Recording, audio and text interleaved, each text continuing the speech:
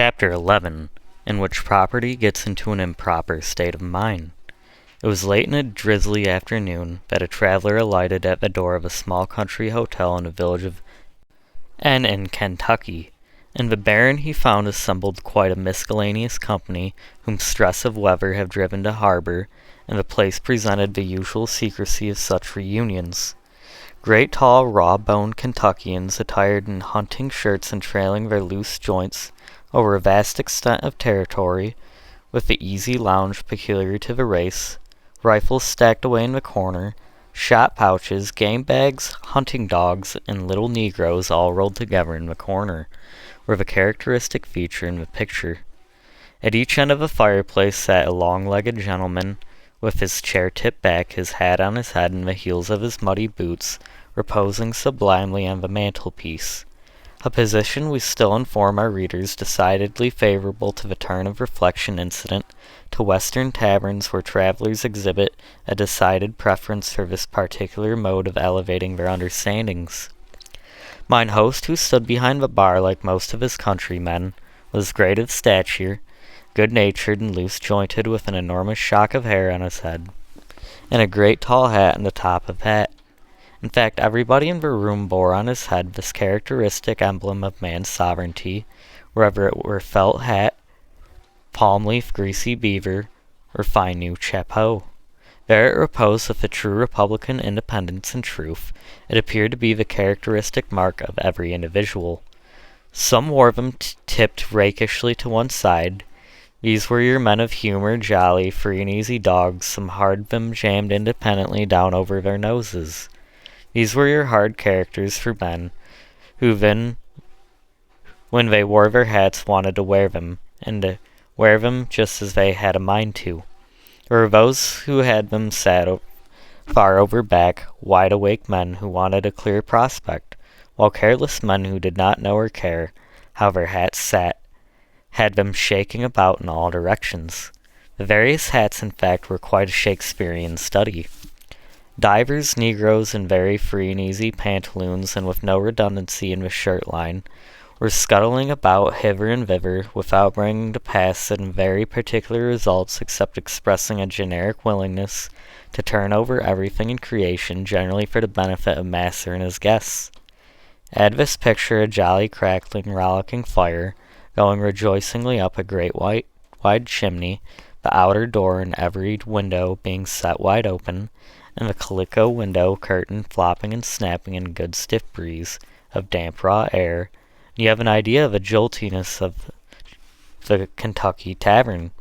Your Kentuckian of the present day is a good illustration of the doctrine of transmitted instincts and peculiarities. His fathers were mighty hunters, men who lived in the woods and slept under the free open heavens, with the stars to hold their candles. And their descendants to this day always acts as if the house were his camp, wears his hat at all hours, tumbles himself about, and puts his heels on the tops of chairs or mantelpieces. Just as his father rolled on the green sward and put us upon trees and logs, keeps all the windows and doors open, winter and summer, that he may get air enough for his great lungs, call everybody stranger, with nonchalant bonhomme, and is altogether the frankest, easiest, most jovial creature living. Into such an assembly of the free and easy our traveller entered. He was a short, thick-set man, carefully dressed, with a round, good-natured countenance, and something rather fussy and particular in his appearance. He was very careful of his valise and umbrella, bringing them in with his own hands, and resisting pertinaciously all offers from the various servants to relieve him of them.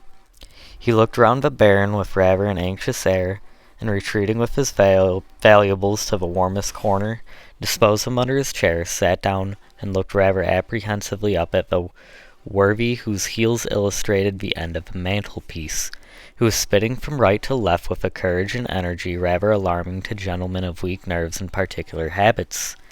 "I say, stranger, how are you?" said the aforementioned gentleman, firing an honorary salute of tobacco juice in the direction of a new arriver.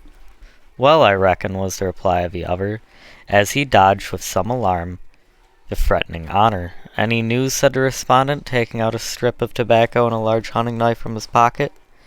Not that I know of, said the man. Chaw, said the first speaker, handing the old gentleman a bit of tobacco with a decidedly brotherly air. No, thank ye, it don't agree with me, said the little man, edging off. Don't, eh? Said the other easily, and stowing away the morsel in his mouth, in order to keep up the supply of tobacco juice for the general benefit of society. The older gentleman uniformly gave a little start whenever his long-sighted brother fired in his direction, and this being observed by his companion, he very good-naturedly turned his artillery to another quarter, and proceeded to storm one of the fire-irons with a degree of military talent fully sufficient to take a city. What's that? Said the old gentleman, observing some of the company formed in a ground around a large handbill. Slave advertised, said one of the company briefly. Mr. Wilson, for that was the old gentleman's name, rose up and after carefully adjusting his valise and umbrella, proceeded deliberately to take out his spectacles and fix them on his nose. This operation being performed, read as follows. Ran away from the scriber, my mulatto boy. George said. George, 6 feet in height, a very light mulatto, brown curly hair, is very intelligent, speaks handsomely, can read and write, will probably try to pass for a white man, is deeply scarred on his back and shoulders, has been branded in his right hand with the letter H. I'll give you $400 for him alive, and the same sum for satisfactory proof that he has been killed. The old gentleman read his advertisement from end to end in a low voice, as if he were studying it. The long-legged veteran, who had been besieged the fire-iron as before related, now took down his cumbersome length, and railing aloft his tall form, walked up to the advertisement and very deliberately spit a full discharge of tobacco juice on it. There's my mind upon that, said he briefly, and sat down again. Why now, stranger, what's that for? Said mine host. I'd do it all the same to the writer of that our paper if he was here, said the long man, coolly resuming his old employment of cutting tobacco. Any man that owns a boy like that and can't find any better way of treating on him deserves to lose him. Such papers as these is a shame to Kentucky, that's my mind right out, if anybody wants to know. Well, now, that's a fact, said mine host, as he made an entry in his book. I've got a gang of boys, sir, said the long man, resuming his attack on the fire-irons. I just tells 'em, boys, says I, run now, dig, put, just when you want to. I never shall come to look after you. That's the way I keep mine. Let 'em know they are free to run any time, and it just breaks up their wanting to. More'n all, I've got free papers for 'em all recorded, in case I get killed up any of these times, and they know it. And I tell you, stranger, there aren't a fellow in our parts gets more out of his slaves than I do. Why, my boys have been to Cincinnati with $500 worth of colts, and brought me back the money, all straight time and again. It stands to reason they should treat 'em like dogs, and you'll have dogs' works and dogs' actions. Treat 'em like men, and you'll have men's works. And the honest drover in his warmth endorsed the moral sentiment by firing a perfect feu-de joy at the fireplace. I think you're altogether right, friend, said Mr. Wilson, and this boy described here is a fine fellow, no mistake about that. He worked for me some half-dozen years in my bagging factory, and he was my best hand, sir. He is an ingenious fellow, too. He invented a machine for the cleaning of hemp, a really valuable affair that's gone into use in several factories. His master holds the patent of it. I'll warrant ye, said the drover, holds it and makes money out of it, and then turns round and brands the boy in his right hand. If I had a fair chance I'd mark him. I reckon so that he'd carry it once while. These your knowin', boys, is allers aggravatin' and scary, said a coarse-looking fellow from the other side of the room. That's why they gets cut up and marked so. If they behave themselves, they wouldn't. That is to say, the Lord's name, and men, is a hard squeeze getting 'em down into beasts, said the drover dryly. Bright slaves isn't no kind of advantage to their masters, continued the other, well entrenched in a coarse, unconscious obtuseness, from a contempt of his opponent. What's the use of talents in them things if you can't get the use of 'em yourself? Why, all the use I make on it to get you around. I've had one or two of these fellers. I just sold 'em down river. I knew I'd get to lose 'em first or last if I didn't. "Better send orders up to the Lord to make you a set and leave out their souls entirely," said the drover. Here the conversation was interrupted by the approach of a small one-horse buggy to the inn. It had a genteel appearance, and a well-dressed gentlemanly man on the seat with a colored servant driving. The whole party examined the new corner with the interest with which a set of loafers on a rainy day usually examine every newcomer. He was very tall, with a dark Spanish complexion, fine expressive black eyes, and close curling hair, also of a glossy blackness. His well-formed aquiline nose, straight thin lips, and the admirable contour of his finely formed limbs, impressed the whole company instantly with the idea of something uncommon. He walked easily in among the company, and with a nod indicated to this waiter where to place his trunk, bowed to the company, and with his hat in his hand walked up leisurely to the bar, and gave in his name as Henry Butler, Oakland, Shelby County. Turning with an indifferent air, he sauntered up to the advertisement and read it over. Jimmy said to his man, "Seems to me we met a boy something like this up at Beeman's, didn't we?" "Yes, master," said Jim, "only I ain't sure about the hand." "Well, I didn't look, of course," said the stranger with a careless yawn. Then walking up to the landlord, he desired him to furnish him with a private apartment, as he had some writing to do immediately. The landlord was all beakless, and a relay of about 7 negroes, old and young, male and female, little and big, were soon whizzing about, like a covey of partridges, bustling, hurrying, treading on each other's toes, and tumbling over each other in their zeal to get master's room ready, while he seated himself easily on a chair in the middle of the room, and entered into conversation with the man who sat next to him. The manufacturer, Mr. Wilson, from the time of the entrance of a stranger, had regarded him an air of disturbed and uneasy curiosity. He seemed to himself to have met and been acquainted with him somewhere, but he could not recollect. Every few moments, when a man spoke, or moved, or smiled, he would start and fix his eyes on him, and then suddenly withdraw them, as the bright dark eyes met with his such unconcerned coolness. At last a sudden recollection seemed to flash upon him, for he stared at the stranger in such an air of blank amazement and alarm that he walked up to him. "Mr. Wilson, I think he is," a tone of recognition, and extending his hand, "I beg your pardon, I didn't recollect you before. I see you remember me, Mr. Butler of Oakland, Shelby County." Yes, sir," said Mr. Wilson, like one speaking in a dream. Just then a negro boy entered and announced that master's room was ready. "Jim, see to the trunks," said the gentleman negligently. Then addressing himself to Mr. Wilson, he added, "I should like to have a few moments' conversation with you on business. In my room, if you please." Mr. Wilson followed him, as one who walks in his sleep, and they proceeded to a large upper chamber, where a new-made fire was crackling and various servants flying about, putting finishing touches to the arrangements. When all was done and the servants departed, the young man deliberately locked the door, and putting the key in his pocket, faced about and folding his arm on his bosom, looked Mr. Wilson full in the face. "George," said Mr. Wilson. "Yes, George," said the young man. "I couldn't have thought it.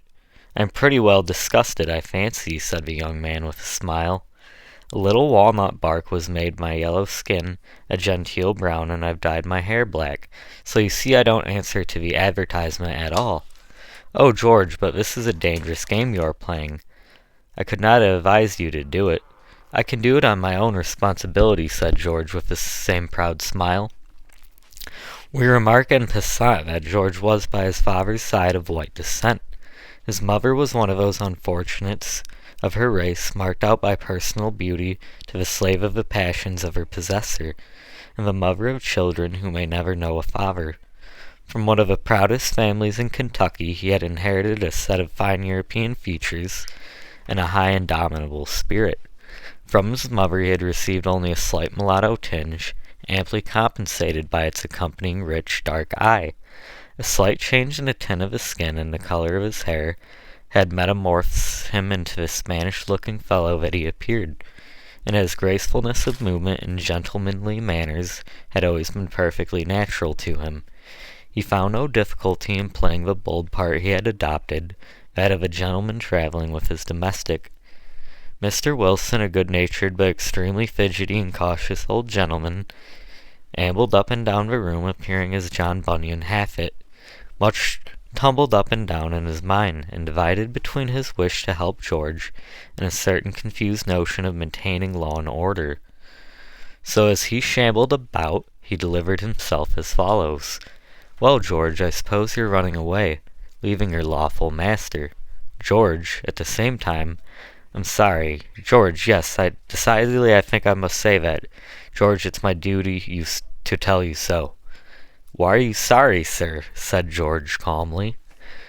"Why, to see you as it were setting yourself in opposition to the laws of your country." "My country?" said George with a strong and bitter emphasis. "What country have I but the grave, and I wish to God that I laid there." "Why, George, no, it won't do. This way of thinking is wicked, unscriptural. George, you've got a hard master, in fact. He conducts himself reprehensibly. I can't pretend to defend him, but you know how the angel commanded Hagar to return to her mistress and submit herself under the hand, and the apostle sent back Osmus to his master? The angel bade the pregnant Hagar return to her mistress Sarah, even though Sarah had dealt harshly with her. Onimus went back to his master to become no longer a servant, but a brother beloved. "Don't quote Bible at me that way, Mr. Wilson," said George with a flashing eye. "Don't, for my wife is a Christian, and I mean to be it if I get to where I can, but to quote Bible to a fellow in my circumstances is enough to make him give it up altogether. I appeal to God Almighty. I'm willing to go with the case to him, and ask him if I do wrong to seek my freedom." "These feelings are quite natural, George," said the good-natured man, blowing his nose. "Yes, they're natural, but it is my duty not to encourage him in you. Yes, my boy, I'm sorry for you now. It's a bad case, very bad, but the apostle says let everyone abide in the condition in which he is called. We must all submit to the indications of Providence, George, don't you see?" George stood with his head drawn back, his arms folded tightly over his broad breast, and a bitter smile curling his lips. "I wonder, Mr. Wilson, if the Indians should come to take you a prisoner away from your wife and children, and want to keep all your life hoeing corn for them, if you'd think it your duty to abide in the condition in which you were called. I rather think that you'd think the first stray horse you could find an indication of Providence, shouldn't you?" The little old gentleman stared with both eyes at the illustration of the case. But though not much of a reasoner, he had the sense in which some logicians on this particular subject do not excel, but that of saying nothing where nothing could be said. So as he stood carefully stroking his umbrella and folding and patting down all the creases in it, he proceeded on with his exurbations in a general way. "You see, George, you know now I always have stood your friend, and whatever I have said for your good. Now here it seems to me you're running an awful risk. You can't hope to carry it out. If you are taken, it will be worse with you than ever. They'll only abuse you and half-kill you and sell you down the river." "Mr. Wilson, I know all this," said George. "I do run a risk," but he threw open his overcoat and showed 2 pistols and a bowie knife. "There," he said, "I'm ready for 'em. Down south I never will go. No, if it comes to that, I can earn myself at least 6 feet of free soil, and the first and last I shall ever own in Kentucky. Why, George, this state of mind is awful. It's getting really desperate, George. I'm concerned. Going to break the laws of your country." "My country again, Mr. Wilson? You have a country, but what country have I, or anyone like me born of slave mothers? What laws are there for us? We don't make them. We don't consent to them. We have nothing to do with them. All they do for us is to crush us and keep us down. Haven't I heard your 4th of July speeches? Don't you tell us all once a year that governments derive their just power from the consent of the governed? Can't a fellow think that hears such things? Can't he put this and that together and see what it comes to?" Mr. Wilson's mind was one of those that may not unaptly be represented by a bale of cotton, downry soft, benevolently fuzzy and confused. He really pitied George with all his heart, and had a soft of dim and cloudly perception of a style of feeling that agitated him, but he deemed it his duty to go on talking good to him with infinite pertinency. "George, this is bad. I must tell you. You know as a good friend, you'd better not be meddling with such notions. They are bad, George, very bad. For boys in your condition, very." And Mr. Wilson sat down to a table and began nervously chewing the handle of his umbrella. "See here now, Mr. Wilson," said George, coming up and setting himself determinately down in front of him. "Look at me now. Don't I sit before you every way just as much as man as you are? Look at my face, look at my hands, look at my body." And the young man drew himself up proudly. "Why am I not a man as much as anybody? Well, Mr. Wilson, hear what I can tell you. I had a father, one of your Kentucky gentlemen, who didn't think enough of me to keep me from being sold with his dogs and horses, to satisfy the estate when he died. I saw my mother put up at a sheriff's sale with her 7 children. They were sold before her eyes, one by one, all the different masters, and I was the youngest. She came and kneeled down before old master and begged him to buy her with me, and that she might have at least one child with her, and he kicked her away with his heavy boot. I saw him do it, and the last time I heard was her moans and screams when I was tied to his horse's neck to be carried off to his place. Well then, my master traded with one of the men, and bought my oldest sister. She was a pious good girl, a member of a Baptist church, and as handsome as my poor mother has been. She was well brought up, and had good manners. At first I was glad she was bought, for I had one friend near me. I was soon sorry for it. Sir, I have stood at the door, and heard her whipped, when it seemed as if every blow cut into my naked heart. I couldn't do anything to help her, and she was whipped, sir, for wanting to live a decent Christian life, such as your laws give no slave girl a right to live. And at last I saw her chained with the trader's gang, to be sent to a market in New Orleans, sent there for nothing else but that, and that's the last I know of her. Well, I grew up long years and years, no father, no mother, no sister, not a living soul that cared for me more than a dog. Nothing but whipping, scolding, starving. Why, sir, I've been so hungry that I have been glad to take the bones they threw to their dogs. Yet when I was a little fellow and laid awake whole nights and cried, it wasn't the hunger, it wasn't the whipping I cried for. No, sir, it was for my mother and my sisters. It was because I hadn't a friend to love me on earth. I never knew what peace or comfort was. I never had a kind word spoken to me till I came to work in your factory. Mr. Wilson, you treated me well. You encouraged me to do well, and to learn to read and write, and try to make something of myself. And God knows how grateful I am for it. Then, sir, I found my wife. You've seen her, you know how beautiful she is. When I found she loved me when I married her, I scarcely could believe I was alive. I was so happy, and sir, she is as good as she is beautiful. But now what? Why, now comes my master, takes me right away from my work and my friends and all I like, and grinds me down in the very dirt. And why?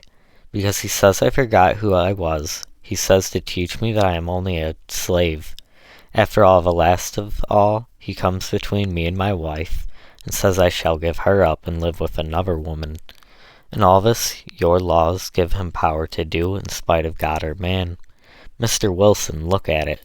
There isn't one of all these things that have broken the hearts of my mother and my sister, and my wife and myself. But your laws allow and give every man power to do in Kentucky, and none can say to him nay. Do you call these laws of my country? Sir, I haven't any country, any more than I have any father. But I'm going to have one. I don't want anything of your country, except to be let alone, to go peaceably about it, and when I get to Canada, where the laws will own me and protect me, that shall be my country, and its laws I will obey. But if any man tries to stop me, let him take care, for I am desperate. I'll fight for my liberty to the last breath I breathe. You say your fathers did it, If was right for him, it is right for me. The speech, delivered partly with sitting at the table, and partly walking up and down the room, delivered with tears and flashing eyes, and despairing gestures, was altogether too much for good-natured old body to whom it was addressed, who had pulled out a great yellow silk pocket-handkerchief, and was mopping up his face with great energy. "Blast 'em all," he suddenly broke out. "Haven't I always said so, the infernal old cusses? I hope I ain't swearing now. Well, go ahead, George, go ahead, but be careful, my boys. Don't shoot at anybody. George, unless, well, you better not shoot. I reckon at last I wouldn't hit anybody, you know. Where's your wife, George?" he added, as he nervously rose and began walking the room. "Gone, sir. Gone with her child in her arms. The Lord only knows where. Gone after the North Star, and when we ever meet, or whether we meet at all in the world, no creature can tell. Is it possible? Astonishing from such a kind family." "Kind families get in debt, and the laws of our country allow them to sell the child out of its mother's bosom to pay its master's debt," said George bitterly. "Well, well," said the honest old man, fumbling in his pocket. "I suppose perhaps I ain't following my judgment.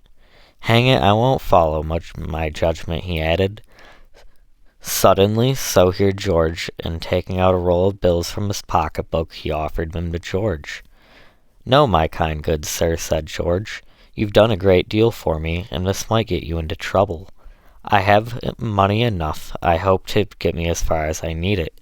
"No, but you must, George. Money is a great help everywhere. Can't have too much if you get it honestly. Take it. Do it. Now, do it, my boy." "On condition, sir, that I may repay it at some future time." "I will," said George, taking up the money. "And now, George, how long are you going to travel in this way?" "Not long or far, I hope. It's well carried on, but too bold. And this black fellow, who is he?" "A true fellow. He went to Canada more than a year ago. He heard after he got there that his master was so angry at him for going off that he had whipped his poor old mother, and he has come all the way back to comfort her and get a chance to get her away." "Has he got her?" "Not yet. He has been hanging about the place and found no chance yet. Meanwhile, he is going with me as far as Ohio to put me among friends that helped him, and then he will come back after her. Dangerous, very dangerous," said the old man. George drew himself up and smiled disdainfully. The old gentleman eyed him from his head to foot in a sort of innocent wonder. "George, something has brought you out wonderfully. You hold up your head and speak with move like another man," said Mr. Wilson. "Because I'm a freeman," said George proudly. "Yes, sir, I've said, master, for the last time to any man, I am free." "Take care, you are not sure you may be taken. All men are free and equal in the grave, if it comes to that, Mr. Wilson," said George. "I'm perfectly dumbfounded with your boldness," said Mr. Wilson, "to come right here to the nearest tavern. Mr. Wilson, it is so bold that this tavern is so near that they will never think of it.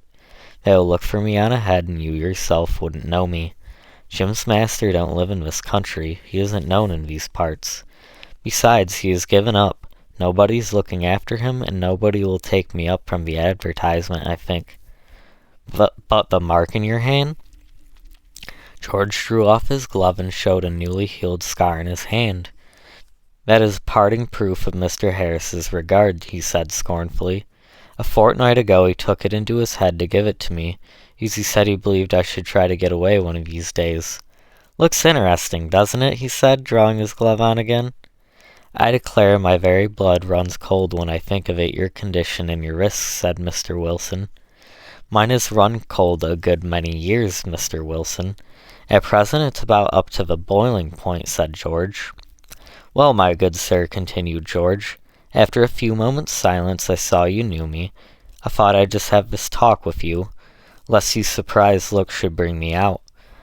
I leave early tomorrow morning before daylight. By tomorrow night I hope to sleep safe in Ohio.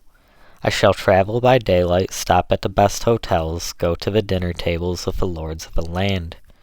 So good-bye, sir. If you hear that I am taken, you may know that I am dead." George stood up like a rock and put out his hand with the air of a prince. The friendly little old man shook it heartily, and after a little shower of caution he took his umbrella and fumbles his way out of a room. George stood thoughtfully looking at the door as the old man closed it. A thought seemed to flash across his mind. He hastily stepped to it and opening it, said, "Mr. Wilson, one more word." The old gentleman entered again, and George as before locked the door, and then stood for a few moments looking on the floor irresolutely. At last raising his head with a sudden effort, "Mr. Wilson, you have shown yourself a Christian in your treatment of me. I want to ask one last deed of Christian kindness of you." "Well, George." "Well, sir, what you said was true. I am running a dreadful risk. There isn't on earth a living soul to care if I die," he added, drawing his breath hard and speaking with a great effort. "I shall be kicked out and buried like a dog, and nobody think of it a day after, only my poor wife. Poor soul! She'll mourn and grieve, and if you'd only contrive, Mr. Wilson, to send this little pin to her. She gave it to me for a Christmas present. Poor child! Give it to her and tell her I loved her to the last, will you? Will you?" he added earnestly. "Yes, certainly, poor fellow," said the old gentleman, taking the pin with watery eyes, and a melancholy quiver in his voice. "Tell her one thing," said George. "It is my last wish, if she can get to Canada, to go there, no matter how kind her mistress is, no matter how much she loves her home. Beg her not to go back, for slavery always ends in misery. Tell her to bring up our boy a free man, and then he won't suffer as I have. Tell her this, Mr. Wilson, will you?" "Yes, George, I'll tell her. But I trust you won't die. Take heart, you are a brave fellow. Trust in the Lord, George. I wish from my heart you were safe, though that's what I do." "Is there a God to trust in?" said George in a tone of bitter despair as arrested the old gentleman's words. "Oh, I've seen things all my life that have made me feel that there can't be a God. You Christians don't know how these things look to us. There's a God for you, but is there any for us?" "Oh, no, don't, my boy," said the old man, almost sobbing as he spoke. "Don't feel so. There is. Clouds and darkness are around about him, but righteousness and judgment are the habitation of his throne. There's a God, George, believe it. Trust in him, and I'm sure he'll help you. Everything will be set right, if not in this life, in another." The real piety and benevolence of a simple old man invested him with a temporary dignity and authority as he spoke. George stopped his distracted walk up and down the room, stood thoughtfully a moment, and then said quietly, "Thank you for saying that, my good friend. I'll think of that.